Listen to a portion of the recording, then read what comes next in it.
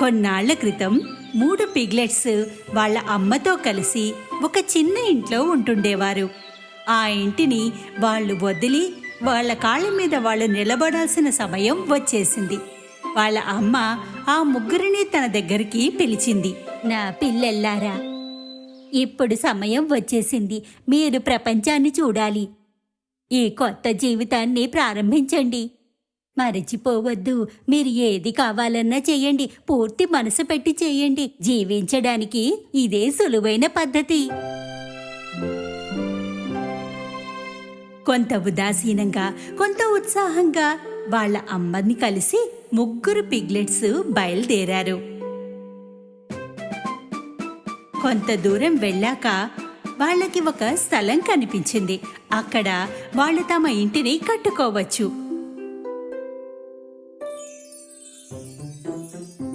అందరికంటే చిన్న పిగ్లెట్ గడ్డితో తన ఇంటిని కట్టుకోవాలని చూశాడు.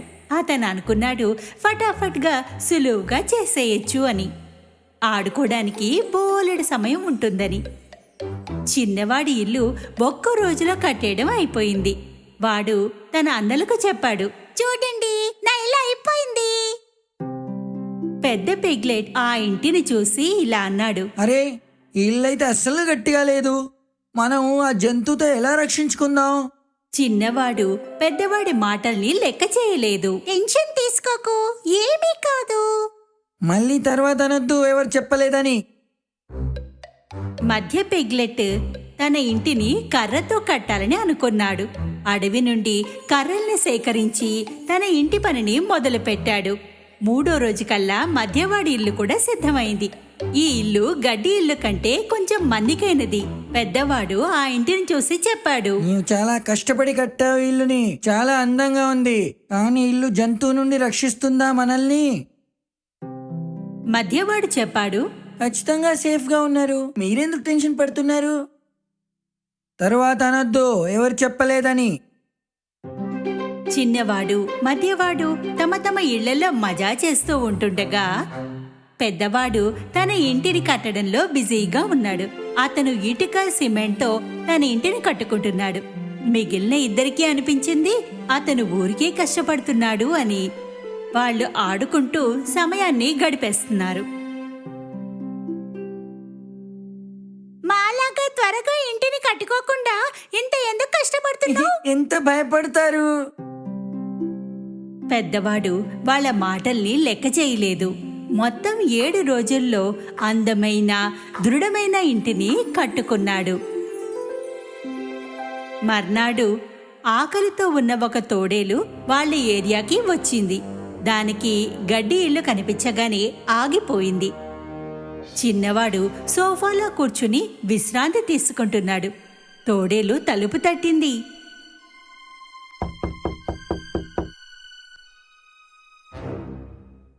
తలుపు తీ, నేను లోపలికొస్తా.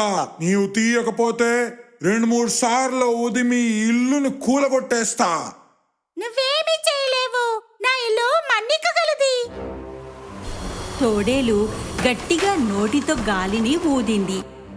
ఇల్లు కూలిపోయింది. కానీ చిన్నవాడు ఎలాగో అలాగా పారిపోయాడు. పరిగెడుతూ మధ్యవాడి ఇంటికి చేరుకున్నాడు.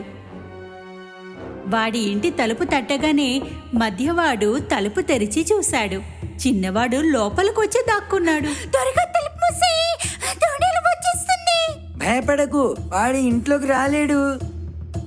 ఈలోగా తోడేలు అక్కడికి చేరుకుంది. తలుపు తీ, నేను లోపలికొస్తా. నీవు తలుపు తీయకుండా ఉంటే 2-3 సార్లు ఊది మీ ఇల్లుని కూల్పేస్తా. నీవేం చేయలేవు. తోడేలు గట్టిగా నోటితో గాలిని ఊదింది. ఇల్లు మళ్లీ కూలిపోయింది. ఎలాగోలా ఇద్దరూ కలిసి అక్కడి నుండి పెద్దవాడి ఇంటిని చేరుకున్నారు. పెద్దోడా, జంతువు వెంట పడింది, ఏం చేద్దాం? పెద్దవాడు వాళ్ళకి ధైర్యం చెప్పాడు. నీవు టెన్షన్ పడకు, అలా ఏమీ కాదు.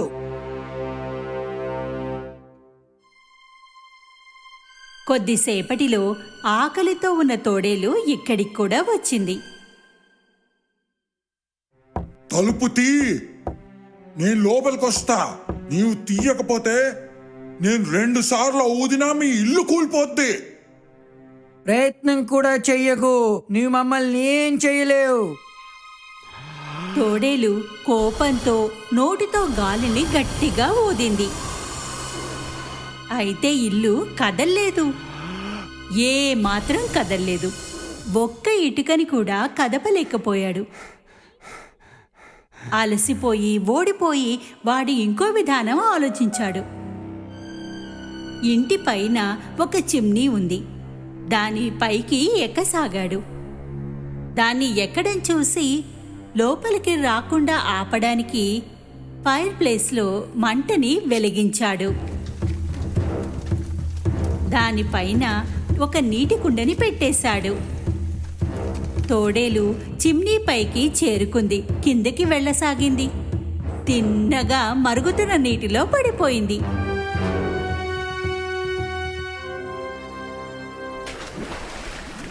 అరే అరే రక్షించండి, రక్షించు, కాలిపోయింది, నన్ను రక్షించు. తోడేల్ని ఓడించాక పిగ్లెట్స్ సంతోషంతో ఒకరిని ఒకరు హత్తుకున్నారు. ముగ్గురు సోదరులు కలిసి మర్నాడు ఈ కథని చెప్పడానికి తల్లి వద్దకు వెళ్లారు. చిన్నవాడు ముందుగా మాట్లాడాడు. నువ్వు సరిగ్గా చెప్పావు. ఏ పని చేసినా పూర్తి మనసుతో చెయ్యి అని, మనసు పెట్టి చెయ్యి అని, అప్పుడే విజయం సాధిస్తాం.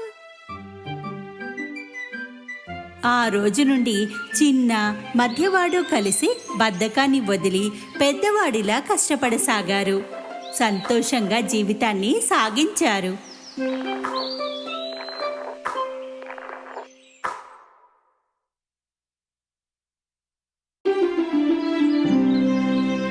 ఎన్నో ఏళ్ల క్రితం ఒక అడవి ఉండేది.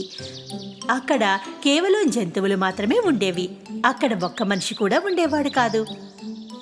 నిజానికి వారంతా ఒకరి ఒకరు భిన్నంగా ఉండేవారు. జంతువులన్నీ ప్రశాంతంగా ఉండేవి. వాటన్నింటికి వేరువేరు ప్రత్యేకతలు ఉన్నాయి. ఉదాహరణకు కోతి బోలెడల్లరి చేసేది, ఉడత శాంతంగా ఉండేది, పులి ధైర్యం కలది, జింక వేగం కలది, తాబేలు నెమ్మదిగా ఉంటుంది, నక్క జిత్తుల మారి, ఇక తేనెటీగ కష్టజీవి. అక్కడ ఒకే ఒక జంతువు ఉంది. దానివల్ల ఎవరూ సంతోషంగా లేరు. అదే కాకి. కాకి తన భోజనం ఎవరితో పంచుకోవడానికి ఇష్టపడేది కాదు. అప్పుడప్పుడు అది ఇతరుల భోజనాన్ని కూడా దొంగిలించి ఎగిరిపోయేది. జంతువులన్నీ ఈ స్వార్థపు కాకి గురించి మాట్లాడుకునేవి. దానికి గుణపాఠం నేర్పడం అవసరమని అనుకున్నాయి. అన్నిటికంటే గమ్మత్తైన తెలివైన నక్క ముందుగా ఒక చిట్కా చెప్పింది. మీరంతా ఈ విషయం నాకు వదిలేండి. నేను ఎలాంటి వల్ల పన్నుతానంటే స్వార్థపు కాక తర్వాత ఎప్పటికీ అహంకారాన్ని చూపించలేదు. ఒకరోజు కాకి భోజనం వెతుకుంటే పట్టణానికి చేరుకుంది. అక్కడ ఒక పెద్ద పన్నీర్ ముక్క దాని ముక్కుతో కరుచుకుని అడవికి చేరుకుంది. ఒక చెట్టు కొమ్మపై హాయిగా కూర్చుంది. దూరం నుండి దాన్ని చూసిన నక్క పన్నీర్ దాన్ని చేతి నుంచి చిక్కించుకోవాలని పన్నాగం పన్నింది. నక్క కాకి కూర్చున్న చోటికి వచ్చి దాని పక్కనే నించుంది. అదే సమయంలో కాకి చెట్టుకొమ్మ పైనుంచిన పన్నీర్ ముక్కని తీసుకోబోతోంది. హాయ్ మిత్రమా, ఏం తింటున్నావు? నేను ఈ రోజుకు ముందు ఇలాంటి దాన్ని ఎప్పుడూ చూడలేదు. దీన్నే పన్నీర్ అంటారు. మనుషులు దీన్ని తింటారు. దీని రుచి గురించి తెలుసుకోవాలనుంది. నువ్వు కొంచెం రుచి చూపిస్తావా? అస్సలివ్వను. నీకు తెలుసా దీనికోసం నేను ఎంత దూరం ఎగరాల్సి వచ్చిందో? అయితే ఏమైంది? ఒకరోజు నేను కూడా నీకు ఆహారాన్ని ఇచ్చాను, లెక్క సరిపోతుంది. నేను నీ చెత్త భోజనాన్ని నేను ఇప్పుడు అడిగాను. ఈ పన్నీరు ఎంతో ప్రత్యేకమైనది. సులువుగా ఎక్కడంటే అక్కడ దొరకదు. అది ఏమన్నా నక్క కాకికి దాని భోజనాన్ని తనతో పంచుకునేలా ఒప్పించలేకపోయింది. నక్క చాలా తెలివైనది, కానీ కాకి ఇంకా తెలివైంది. ఈసారి నక్క ఇంకో పన్నాగం పన్నింది. సరే సరే, నీ పన్నీరు నువ్వే తిను, నాకు అక్కర్లేదులే. కానీ కనీసం నన్ను ఈ విశేష పన్నీరు చూడని. దేన్నైతే నువ్వు నాతో పంచుకోవాలనుకోవటం లేదో. నక్క చెట్టెక్కడం మొదలు పెట్టగానే కాకి గట్టిగా పన్నీర్ ముక్కని పట్టుకుని ఇంకో చెట్టు పైకి వెళ్లి కూర్చుంది. ఈసారి నక్క కాకి కూర్చున్న ఆ చెట్టు కిందకి వెళ్ళింది. కాని కాకి తన భోజనాన్ని పంచుకోదలుచుకోలేదు. నక్క కాసేపు ఆలోచించింది, మరో పథకం వేసింది. ఈ కాకిలో ఉన్న చెడు లక్షణాలు ఏమిటి? అది స్వార్థపరురాలు, అహంకారి. బహుశా నేను భోజనం పొందడానికి ఈ విషయాన్ని అనుకూలంగా మార్చుకుంటాను. ఏ మిత్రమా, నేను అసలు ఇక్కడికి ఎందుకు వచ్చాను నీకు తెలుసా? నోటి నుండి పన్నీరు కింద పడిపోకుండా ఉండేందుకు నోరు తెరవకుండానే అడిగింది. ఎందుకో? నేను విన్నాను మొత్తం అడవిలో నీ గొంతు ఎంతో అందంగా ఉంటుందని. అదే మరి నువ్వు పాడినప్పుడు అడవిలో ఉన్న జంతువులన్నీ మంత్రముగ్ధులై నీ పాటనే వింటారని. కాకి ఈ మాటలు వినగానే అది తన రెక్కలు విచ్చుకునేలా చేసింది. గర్వంతో తనను తాను చూసుకుంది. నా కోసం ఓ పాట పాడవా? నీ మధుర స్వరాన్ని వింటాను. నా మిత్రులందరికీ నీ గురించి కూడా చెప్తాను. నక్క చివరికి కాకి బలహీనతను ఉపయోగించుకుంది. చివరికి తనను తాను ప్రేమించుకునే స్వార్థపు కాకి తన నోటిని తెరిచింది. దాని నీటిలో ఉన్న పన్నీర్ కింద పడిపోయింది. దాన్ని పట్టుకోవడానికి నక్క అక్కడే నిలబడి ఉంది. కాకి ఆశ్చర్యపోయింది, గడ్డగట్టుకుని పోయింది. ఓ, ఇప్పుడు దీన్ని చూడు. నీ బహుమూల్యమైన పన్నీర్ నా నోటిలోకి వచ్చి పడింది. ఇక నిజంగానే ఇది చాలా రుచిగా ఉంది. దాని అహంకారం, స్వార్థ స్వభావం కారణంగా కాకి ఆహారాన్ని నక్క నోటిపాలు ఓ చేసింది. నా మిత్రమా, మనం ఏం నేర్చుకున్నాం? ఎప్పుడు మనల్ని మనం ఎక్కువ గొప్పగా ఆలోచించుకోకూడదు. మనం విన్నది అందరిపై అమలు చేయాల్సిన పని లేదు. ఇవన్నీ చెప్పకూడదు నేను అందరికంటే మంచిదాన్ని అని. ప్రపంచంలో ఇంకా తెలివైన వారు ఎంతో మంది ఉన్నారు అని. నక్క ఇదంతా చెప్పి అక్కడి నుండి బయలుదేరి అడవికి వెళ్ళిపోయింది.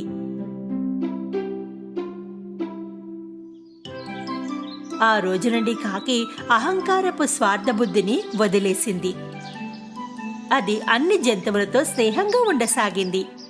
తన ఆహారాన్ని అందరితో పంచుకోవడం మొదలుపెట్టింది.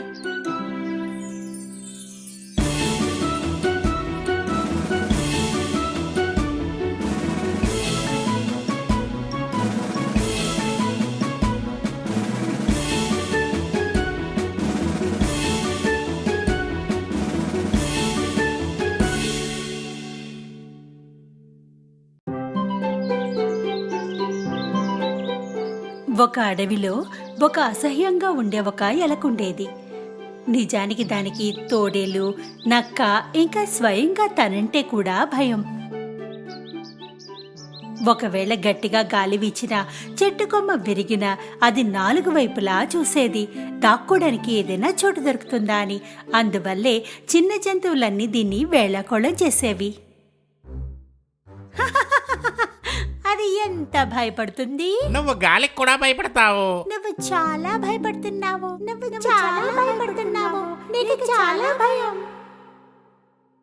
ఒకరోజు ఎలుక చక్కగా తయారయ్యి అడవిలో సింహరాజును కలవడానికి వెళ్ళింది. సింహం అప్పుడే భోజనం పూర్తి చేసుకుంది. తన గుహకు ఎదురుగ్గా కాస్త కొనుకు తీయసాగింది. ఎలుక ఎలాంటి యోజన వేసి ఉంటుందో తెలుసుకోవడానికి దాని మిత్రులంతా ఉత్సాహంగా ఉన్నారు. ఎలుక ముఖంపై బోలెడు ఆత్మవిశ్వాసం ఉంది. అది సింహం నడుంపైకి ఎక్కింది. దాని ముఖంపైన బోలెడు ఆత్మవిశ్వాసంతో అది మిత్రులకు ఒక పోజ్ కూడా ఇచ్చింది.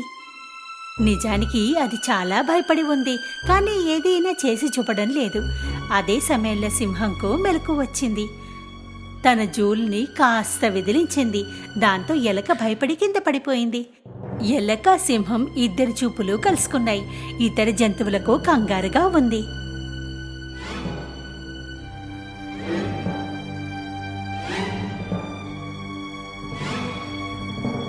అయ్యా బాబో, ఇప్పుడు సింహం ఎలక తినేస్తుంది.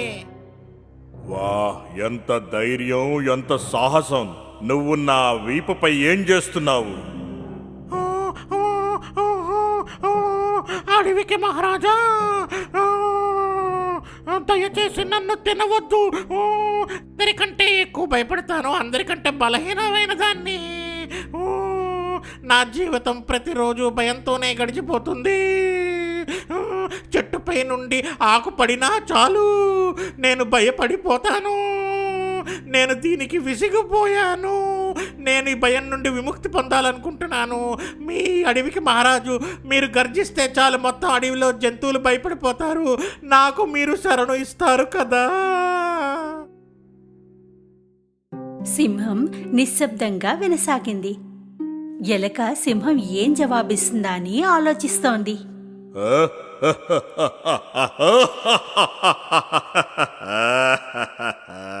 నేను నీకు ఎందుకు సహాయం చెయ్యాలి? నువ్వు ఒక మంచి కారణం చెప్పు. నేను నిన్ను ఎందుకు తినకూడదు? మీ సహాయం మీకు తిరిగి లభిస్తుంది. నేను మాటిస్తున్నాను. బహుశా ఏదో ఒక రోజు మీకు సహాయం చేస్తాను. ఎలక అలా తన మాటని పూర్తి చేసింది. సింహం ఎలా నవ్విందంటే, ఒక చిన్న చిట్టెలుక రూపంలో నాకు ఎలా సహాయం చేయగలవు నువ్వు? కాని వణికిపోతున్న చిట్టెలుకను చూసి దాన్ని తినద్దని నిర్ణయించుకుంది. దేవుణ్ణి ప్రార్థించుకో, నా కడుపు నిండుగా ఉంది. ఇప్పుడు నా ముందు నుండి వెళ్ళిపో. ఎలక అక్కడి నుండి పారిపోయింది. దూరంగా జరుగుతున్న చూసి ఎలక మిత్రులు వాస్తవంగానే ఆశ్చర్యచకితులయ్యారు. కొద్ది కాలం గడిచింది. సింహంకు ఆకలిగా ఉంది. అది అడవిలో 4 మూలలా తిరగసాగింది. కాని అది వేటగాడు పన్నిన వలలో చిక్కుకుపోయింది. అది ఒక పెద్ద వలలో చిక్కుకొని గాలిలో వేలాడింది. అది వల నుండి తప్పించుకోవాలని ప్రయత్నించింది. కానీ అలా చేయలేకపోయింది. అది అడవికి రాజు. అందువల్ల ఒకవేళ సహాయం కోసం అరిస్తే అవమాన పాలవ్వాల్సి వస్తుందని తలచింది. వేటగాళ్ళందరూ వింటారు, వేగంగా నన్ను తీసుకుని వెళ్ళిపోవడానికి వస్తారు. ఇలా ఆలోచించి ఎదురు చూడసాగింది. ఈలోగా అడవిలో ఇతర జంతువులు సింహాన్ని చూశారు. కానీ ఎవరు కూడా దాని దగ్గరికి వెళ్ళడానికి ధైర్యం చాలలేదు. అటుగా వచ్చిన ఎలక సింహాన్ని చూసింది. దానికి సహాయపడాలని నిర్ణయించుకుంది. అది తిన్నగా దాని దగ్గరికి వెళ్ళింది.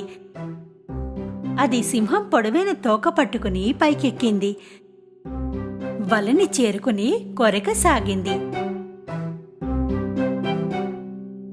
అదే సమయంలో బన్నీ కూడా అక్కడికి వచ్చింది. మిత్రులారా, త్వరగా చెయ్యండి, వేటగాడు వస్తున్నాడు.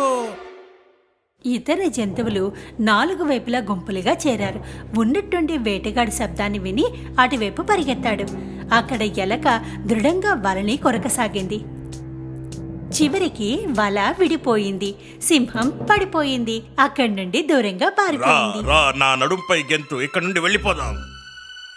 ఎలక సింహం నడుంపైకి ఎక్కి గంతింది. అక్కడి నుండి వాళ్ళు వెళ్ళిపోయారు. హాయిగా శ్వాస తీసుకుని ఇద్దరూ కలిసి గుహని చేరుకున్నారు. సింహం మోకాళ్లపై కూర్చుంది. ఎలక గంతి కిందకి దూకింది.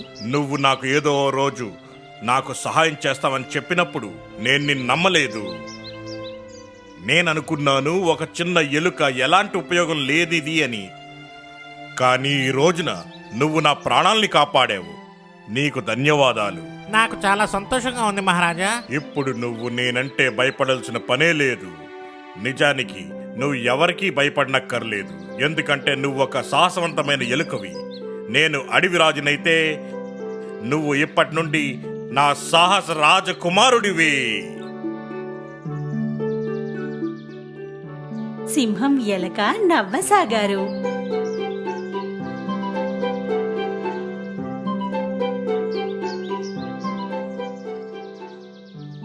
జంతువులన్నీ దూరం నుండి రహస్యంగా చూస్తున్నాయి. అవన్నీ బయటికి వచ్చాయి. సాహసేలకని ప్రశంసించసాగాయి. సింహం ఎలక అందరికీ మంచి స్నేహితులయ్యాయి. అడవి ఎప్పుడూ ప్రశాంతంగానే ఉంది.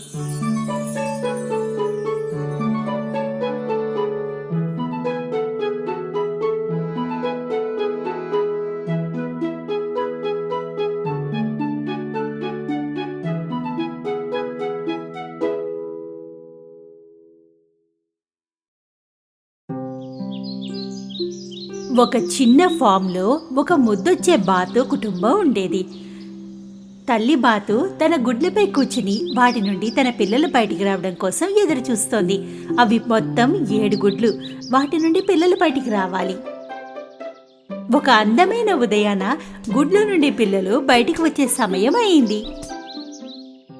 6 బాతు పిల్లలు బయటికి వచ్చాయి.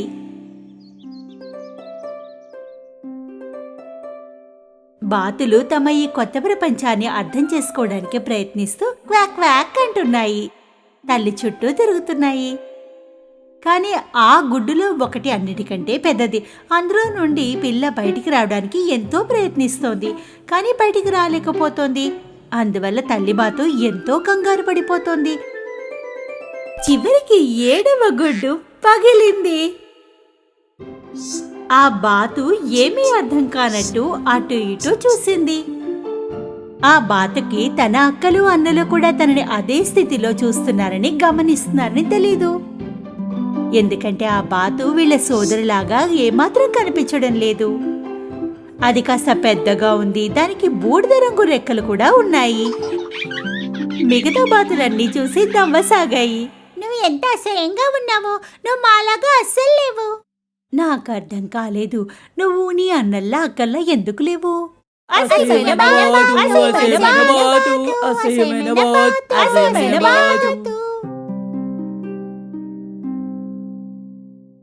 కొంతకాలానికి బాతులు పెద్దవి కాసాగాయి. కానీ ఆ బాతుని మిగతా వాటితో పోలిస్తే చాలా పెద్దదిగా ఉంది. దాని రెక్కలు బూడిద రంగులో విచిత్రంగా ఉన్నాయి. నువ్వు ఎంతగా త్వరగా పెద్దయిపోయావో, ఎంత అసహ్యంగా కనిపిస్తున్నావో. సమయం గడిచిపోతోంది. ఆ అసహ్యమైన బాతు ఇంకా విచిత్రంగా పెద్దగా పెరిగిపోతోంది. దాంతో ఆడడానికి ఎవరూ ఇష్టపడట్లేదు. మేము నీతో ఆడము, నువ్వు అసహ్యంగా ఉన్నావు. పొలంలో మిగతా అన్ని జంతువులు కూడా ఈ అసహ్యమైన బాతుని వేళాకోళం చేస్తున్నాయి. అనాకారి డక్లింగ్, అనాకారి డక్లింగ్. అసహ్యమైన బాతు, అసహ్యమైన బాతు. వాళ్ళమ్మ దాన్ని కాపాడడానికి ఎంతో ప్రయత్నిస్తుండేది. నా చిన్ని బాతు, నువ్వు మిగతా వాటిలో ఎందుకు లేవు? రోజులు గడుస్తున్న కొద్దీ ఆ చిన్న బాతు ఇంకా ఆశ్చర్యపోయింది. దానికి ఏదో విచిత్రంగా అనిపించేది. మొత్తం రాత్రంతా ఒంటరిగా ఉండేది. తన్నెవరూ ఇష్టపడటం లేదని బాధపడుతుండేది. నేనెంత అసహ్యంగా ఎందుకున్నాను? నేను నా సోదరులా ఎందుకు లేను? ఓ రోజు కొంతమంది వేటగాళ్లు బాతులు ఉంటున్న చెరువు గట్టుకు చేరుకున్నారు. వేటగాళ్లు ఆ బాతులని వేటాడసాగారు. తల్లిబాతు ఆ పిల్లలకు భోజనం వెతకసాగింది. ఉన్నట్టుండి అది వేటగాడి వల్ల ఇరుక్కుపోయింది. పాపం ఆ బాతుకు తెలీదు వాళ్ళ అమ్మకి ఏమైందన్నది. అది తన తల్లి రాక కోసం ఎదురు చూస్తున్నాయి.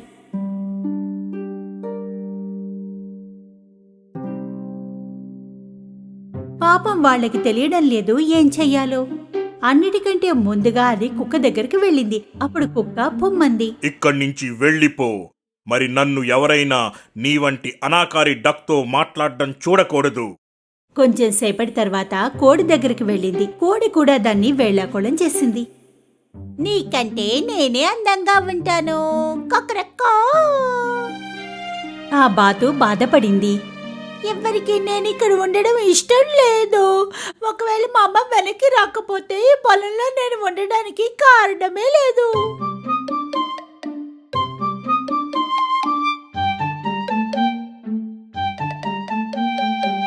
ఆ ఉదయం ఆ బాతు పొలాన్ని వదిలి వెళ్ళిపోయింది.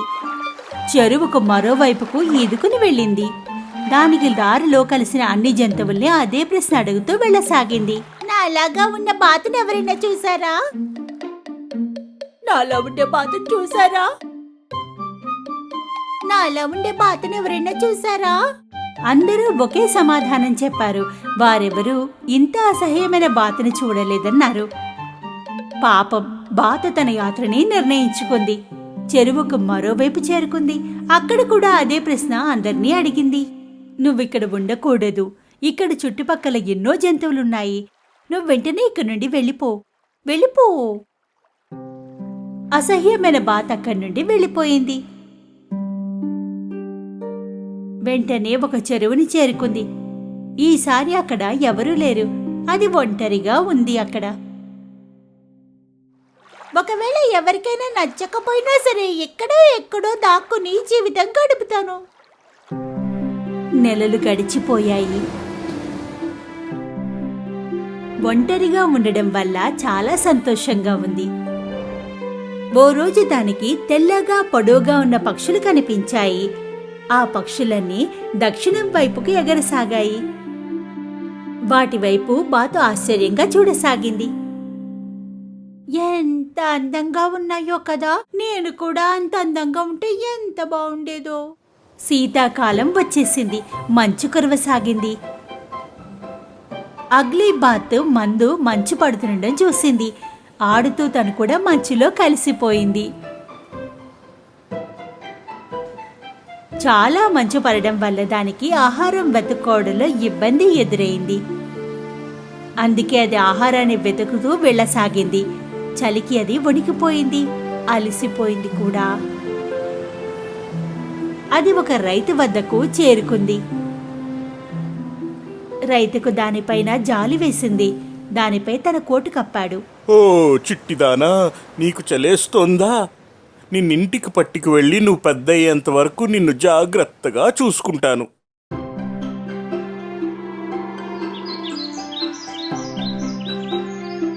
రైతు ఎలా చెబితే అలాగే చేసింది.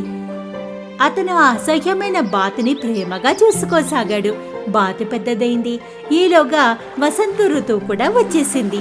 ఆ బాతు తిరగడానికి ఎక్కువ చోటు లేదు. అందువల్ల అతను దాన్ని చెరువులో వదిలేశాడు. మరోసారి మళ్లీ ఒంటరైంది. కొంతకాలం తర్వాత బాతు స్వయంగా తన ప్రతిబింబం నీటిలో చూసుకుంది. చూసిన దానికి కంగారు పడింది. ముందు తనని తానే గుర్తుపట్టలేదు. దానికి అనిపించింది వెనకాల ఎవరో ఉన్నారని. అందువల్ల అది తన రెక్కల్ని తెరిచింది. ప్రతిబింబం కూడా అదే పని చేసింది. అది తన తోటలో మొక్కల్ని పీకి బయట పారేసింది. అదే పని ప్రతిబింబంలో కూడా కనిపించింది. అప్పుడు దానికి నమ్మకం కుదిరింది ఆ ప్రతిబింబం తనదే అని. ఓ, నేనెంతలా మారిపోయాను! నేను ఆకాశంలో ఎగిరే పక్షిలా ఉన్నాను. నేను ఇంటికి వెనక్కి వెళ్ళాలనుకుంటున్నాను. అలా బయలుదేరింది. ఆ చెరువులో ఈత కొడుతున్నప్పుడు దారిలో దానికి హంసల గుంపు కలిసింది. ఎందుకంటే అది వాళ్లలో ఒకటిగా ఉంది. దీన్ని తమలో కలుపుకున్నాయి. ఈ అసహ్యమైన బాతు తన హంసలతో సంతోషంగా ఈత కొడుతోంది. ఒక అబ్బాయి చెరువు గట్టున ఈ హంసలను చూసి తన మిత్రులకు చూపిస్తూ పిలవసాగాడు. ఆ చిన్నదాన్ని చూడండి, ఏదైతే అన్నిటికంటే చిట్ట చివర ఉందో. ఇది అన్నిటికంటే ఎంతో అందమైన హంస, ఏదైతే నేను ఇంతవరకు మరెప్పుడూ చూడలేదో. అవును, అది ముందు నుండి హంసే. దౌర్భాగ్యవశాత్తు దీని గుడ్డు మిగతా బాతుగుడ్లలో కలిసిపోయింది.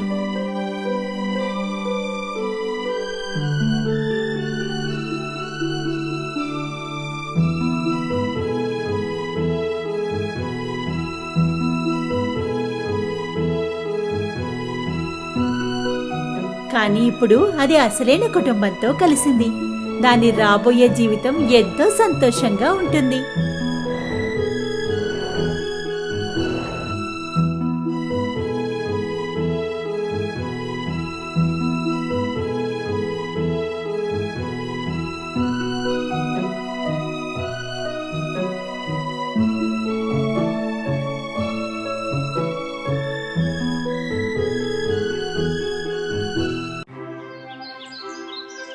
ఎంతో కాలం క్రితం అడవిలో ఒక చిన్న ఇంటిలో మదర్ గోట్, దాని బుజ్జి లిటిల్ గోట్స్ అల్లరి చేస్తూ సంతోషంగా జీవించేవి.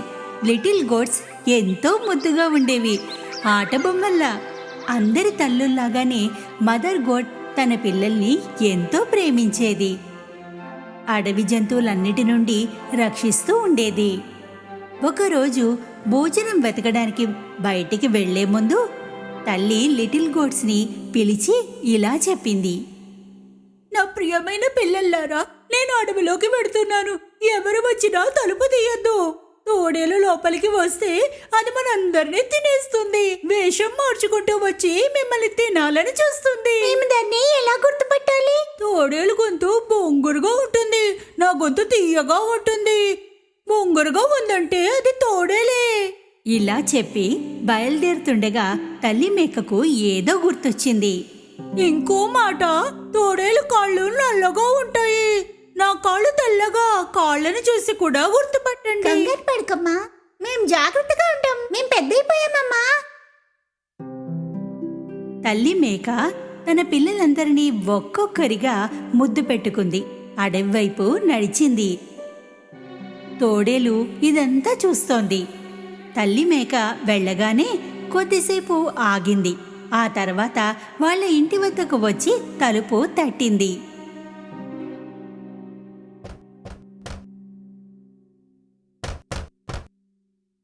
ఎవరది? ముద్దు బిడ్డల్లారా, తలుపు తీయండి. ఇదిగో మీ అమ్మ మీకోసం భోజనం తయారు చేసి తీసుకొచ్చింది.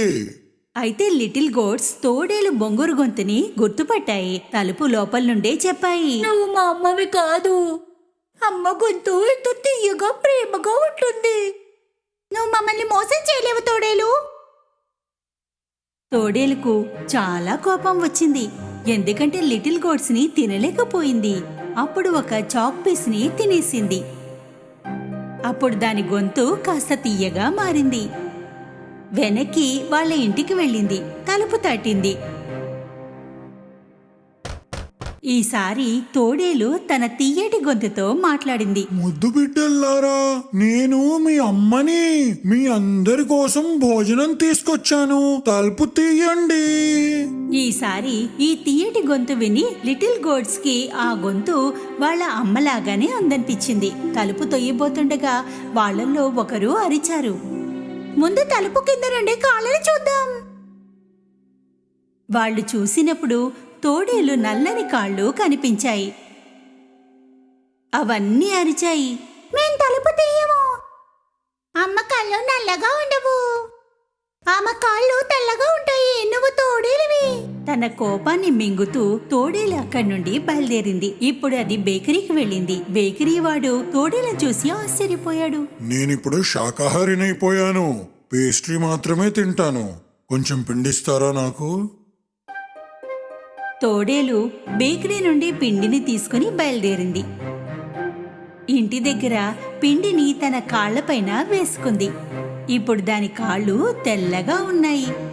మూడోసారి తోడేలు తెలివిగా తలుపు తట్టింది. ముద్దు బిడ్డల్లారా, తలుపు తీయండి. నేను మీ అమ్మని కదా.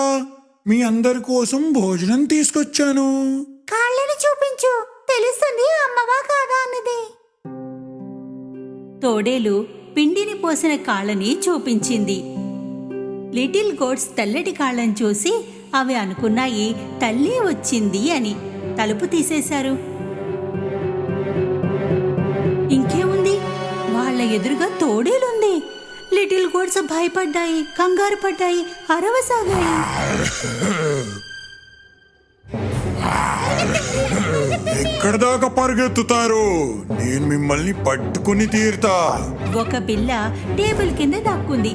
రెండోది మంచం పైన, మూడవది చిమ్నీ లోపల, నాలుగవది కిచెన్ లో దాక్కుంది, ఐదవది అలమార్లో దాక్కుంది, ఆరవది పరదా వెనకాల, ఏడవది గడియారం లోపల.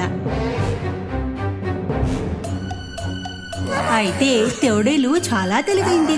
అందరినీ ఒక్కొక్కరుగా పట్టేసుకుంది. ఆగు, ఇక్కడ రా. నేను మిమ్మల్ని వదిలిపెట్టను. ఆగు. కేవలం గడియారంలో దాక్కున్న దాన్ని మాత్రమే పట్టుకోలేకపోయింది. దాని కడుపు నిండిపోయింది. అందుకే అది ఆలోచించలేదు, అక్కడి నుండి వెళ్ళిపోయింది. అక్కడ పెద్ద మైదానం ఉంది.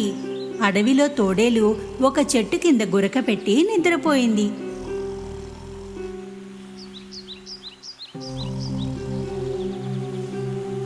కొద్దిసేపటిలో మదర్ గోట్ ఇంటిని చేరుకుంది.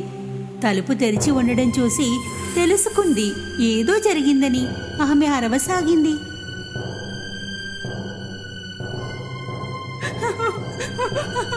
నా పిల్లలారా.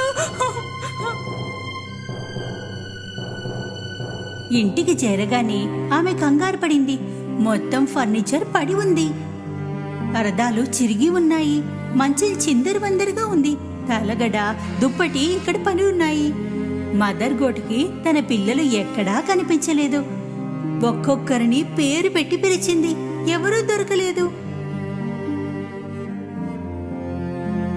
అప్పుడు 7వ పిల్ల పేరు పిలిచింది. ఒక గొంతు వినిపించింది. నేను గడియారం లోపల ఉన్నా అమ్మా. తల్లి మేక ఆ గడియారం దగ్గరకు వెళ్ళింది. అక్కడి నుండి తన పిల్లని తీసి కౌగిలించుకుంది. లిటిల్ గోట్ తల్లికి మొత్తం జరిగింది చెప్పింది. ఆ తోడేలు వచ్చింది, వేషం మార్చుకుని వచ్చి అందరినీ తినేసింది.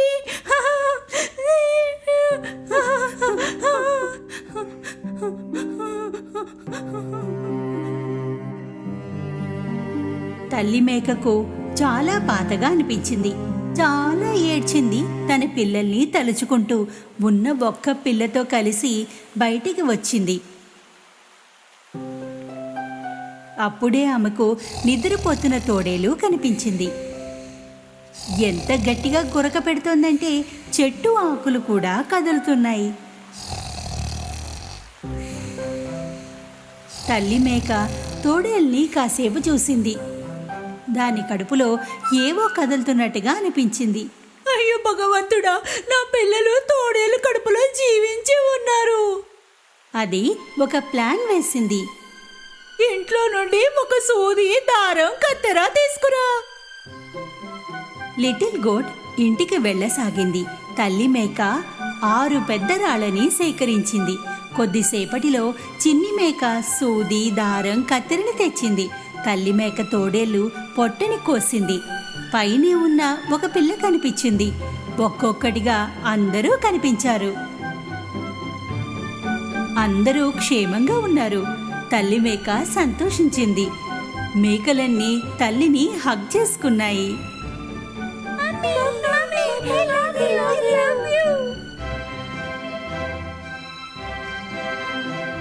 సంతోషంతో గంతులు వేశాయి.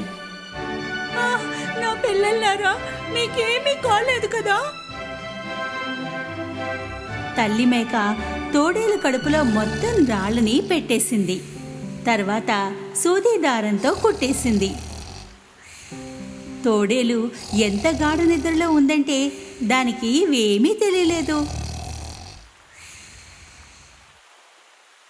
తోడేలు లేచాక నిలబడింది. దానికి కడుపులో చాలా నొప్పిగా అనిపించింది. ఎన్నో మేకలు తినేసినందుకు కడుపు నొప్పి అనుకుంది. చాలా దాహం వేసింది. నది వైపు నడిచింది నీళ్లు తాగడానికి. నడుస్తున్నప్పుడు రాళ్ళు కొట్టుకోసాగాయి. కడుపు ఏదో బరువుగా నిండుగా అనిపిస్తుంది. ఏదో రాళ్ళు తిన్నట్లుంది కదా నాకు. నీళ్లు తాగడానికి వంగింది. రాళ్ల బరువు వల్ల అది నదిలో పడిపోయింది. ఓ, రక్షించండి, రక్షించండి నన్ను, నేను మునిగిపోతున్నాను. ఆ, ఆ, అయ్యో! చాలా అరిచింది, కానీ ఎవరూ రాలేదు. రాళ్ల బరువు దాన్ని నీళ్ళ లోపలికి లాక్కెళ్ళింది. తల్లి మేక, లిటిల్ గోట్స్ దీన్ని చూసి నది వైపుకి వెళ్ళాయి.